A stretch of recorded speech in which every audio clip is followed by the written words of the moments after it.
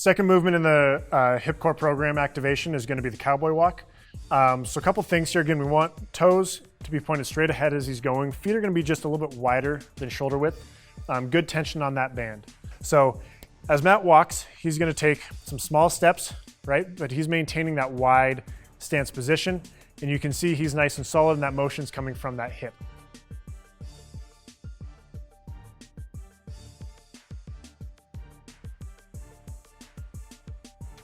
So if we come back and we talk about the common faults we're going to see here, like I mentioned, stepping too big is going to be a big part of it.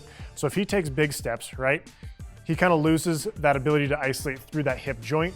And oftentimes those feet are actually coming in from that wide position. So we lose some of that control of that controlled motion in hip abduction or those hip adductors while working on hip flexion extension.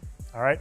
The other thing we see a lot is we see more of like a pelvic walk or a pelvic rotation as he walks. So he's actually getting those hips moving. That's not what we're trying to get. We want those that motion to come from a stable stance leg, stable pelvis, isolate swing phase on that non-weight bearing limb as he goes through it.